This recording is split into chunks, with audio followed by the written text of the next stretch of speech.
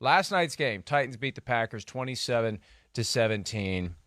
The Titans continue to be a team that is incredibly good, that never gets the respect it should. They seem boring. They are anything but. We'll talk about some of the least boring moments from the Titans last night. But what you touched on with the way things are changing in the NFL, we had been in a sweet spot for a few years of enjoying a cluster of really good older quarterbacks and a cluster of really good younger quarterbacks. I had said we're in a golden age of quarterbacking. The problem is age. We've seen some of the older guys diminish. And there'd been talk about, is Tom Brady done? Has he crossed over into the Willie Mays tenure of his career? Not so fast on that. Matt Ryan exiled to the bench for business reasons, $17 million in injury guarantees that would be full guarantees if he can't pass a physical by the middle of March. And that was why he was benched for Sam Ehlinger. And then all of a sudden, he's back and he's winning. So now the two-time defending MVP, Peter, is looking ordinary, looking cold, glassy-eyed last night, missing throws badly, not just close, badly. There was a throw in the fourth quarter when it was a 10-point game and the Packers are trying to make something happen. He missed Sammy Watkins. I could miss Sammy Watkins by that much. That was stunning to see from Aaron Rodgers. And I watched the entire press conference after the game. You know, the Packers beat writers and any group of beat writers that cover a team, you're not going to throw tomatoes at the guy. But they were as pointed and blunt in a very polite and respectful way as I can remember them being. And it's just starting to get a vibe of finality, isn't it? Yeah. It is, Mike, I know the exact play you're talking about. I wrote it down last night. 3rd and 12, 9:49 left in the fourth quarter. If I were writing a story about the decline of the Green Bay Packers this season, I would show that play on a loop. And I don't mean that one. but there was a play in the fourth quarter, 3rd and 12, 9:49. Here it is, just right here. talked about it, Mike. Here it is. Okay. So, that ball led him by 10 feet maybe, and it wasn't even close. Now, there were other throws that he missed. But the reason why I isolate on 3rd and 12, 9:49 to go, down 10 points, you have to have this throw. Sammy Watkins, plenty of daylight around him. It's like people say, in college football, that is really wide open. In the NFL, you're in your own area code.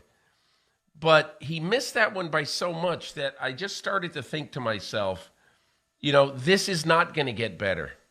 It really isn't. This is not going to get better. And Mike, I also found myself thinking last night, the Green Bay Packers are 4-7. So you would think to have any sort of shot in a conference where the New York Giants and the Dallas Cowboys and probably either Seattle or San Francisco, whoever doesn't win that division, those teams right now are better than the Packers, clearly, but also they have a big advantage in the standings. The Green Bay Packers might have to go 6-0 down the stretch. And the first one of those 6 at Philadelphia next Sunday night, a week from Sunday. And so, I'm not saying that, you should be shoveling dirt on them now, but you ought to get the backhoe ready. And one other thing I would say that is so odd about the way that Rodgers threw the ball on several occasions last night, I do think that he had time. Okay, he was pressured at some points. I do think he had time. And this was not a problem of the offensive line getting him hit or anything like that. This was a problem of his accuracy in huge moments of the game, period. You're absolutely right. And that 3rd and 12 play, I think it's great that we both locked on to it. It was the most significant play of the night. It tells the story in one snap. They had to have this, as you said. They had to get something kick-started. There's enough time with 9.5 minutes to play to go down the field, get a touchdown or a field goal, ideally a touchdown, then try to get the ball back and go do it again and steal the victory. It's not going to happen if you don't keep the drive going. And he had time to step up. If we can show it again, he wasn't being harassed. He slipped through a crack, not at all, bought himself time, and had as wide open of a throw as he's ever going to have. This is the game at the carnival where you got the, you whatever you're doing, whether you're shooting the little air gun, or you're throwing something at the clown, that's it. You're able, and that's as much time as you're ever going to get in the NFL. He gets a chance to stop. Now, maybe he's worried about getting hit from behind, but it wasn't going to happen. He had all the time he needed to make that throw.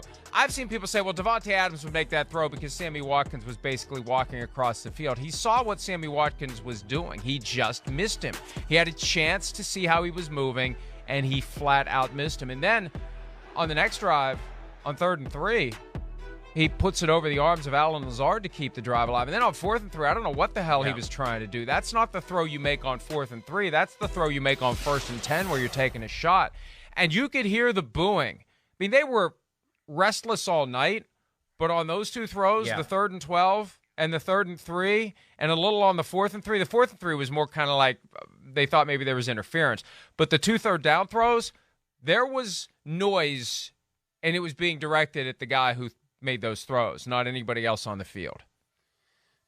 Mike, I have to say, I've been thinking a lot about what you said a couple of weeks ago when we got in a little tiff on this show. And you said that Aaron Rodgers should have shown up in the offseason. And this was a year that he needed to show up in the offseason. And honestly, this has a little bit of the kind of reverberation, amazing how history repeats itself, because later on, very late in the Brett Favre era in Green Bay, 05, 06, 07, they wanted him at the end to really be coming to more of the offseason stuff. And Favre just said, I'm not coming in the offseason. And that was one of the reasons, not a major reason, but that was one of the reasons why Ted Thompson and Mike McCarthy basically said, listen, we need to have somebody all in. The only reason I mention that now is that contractually, these are not urgent. Not urgent is the wrong word. These are not required practices for all veterans to attend in the offseason. We know that. They're optional, but it's the old Bill Parcells voluntary mandatory. All right?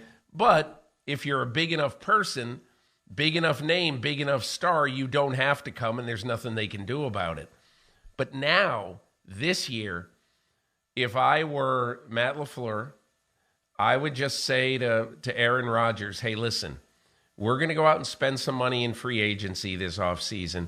We're going to go out and I guarantee you, we will have better receivers, but we want a commitment from you. We need you this offseason. And even if it's not for all of it, we need you for at least half of it. You've got to be throwing to these guys regularly in the offseason. And if I were the Packers, that's what I'd say.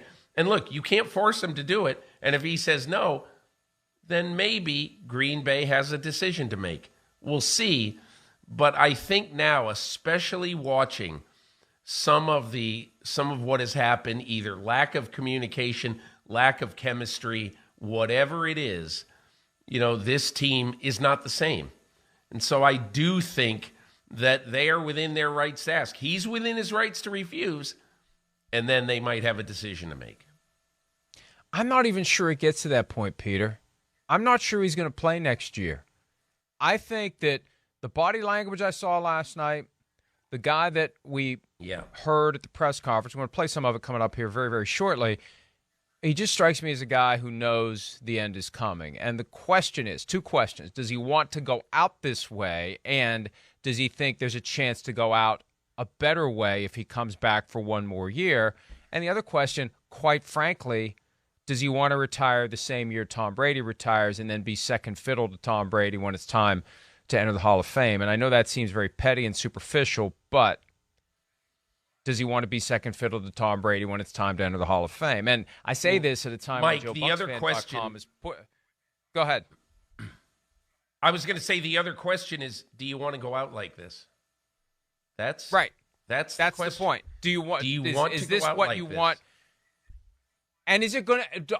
Are you confident that one more year is going to be any better? Usually, we see that one more year after a great season, like Brett Favre, 2009 with the Vikings, great season. One more year.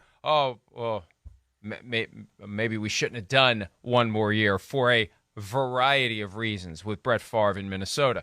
And this is all new territory to have quarterbacks playing this long, these questions being asked. Usually guys know when it's time.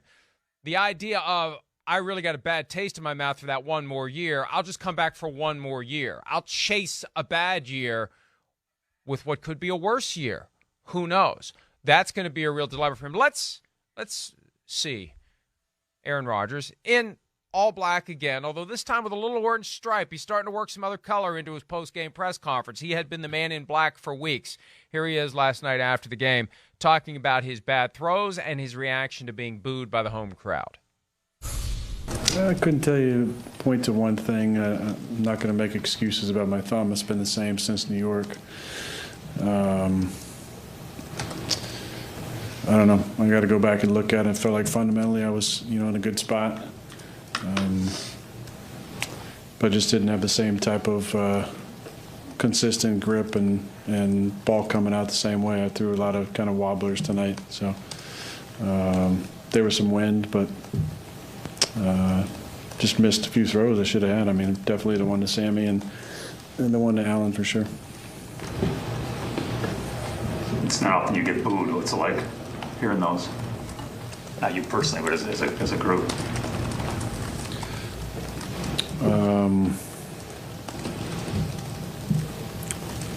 Interesting. It's the best I can give you. I thought that stripe was orange. It was more kind of lime. I apologize for my prior misstatement. And they tiptoed on eggshells a little bit. How did it feel to be booed? Not you personally. Just, no, it was him personally on the 3rd and 12 misfire and the 3rd and 3 misfire. Those boos were coming from the stands, filled with all partial owners of the team. They were expressing the disapproval of their key employees' performance with the sounds that they were making. It was nobody else. They weren't booing the blocking. They weren't booing the route running. They were booing the result, which was fueled by the bad throw. And look, I understand, and this is one of the values of having guys speak in the immediate aftermath of a game. There is going to be a greater degree of resignation from the losing team. You're not going to have people in there jubilant after they lost, except when it's Russell Wilson. But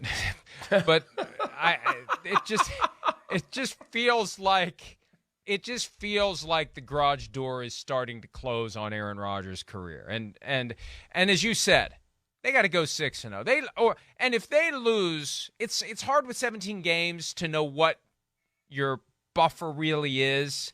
7 losses with 16 games, you needed to run the table and get help.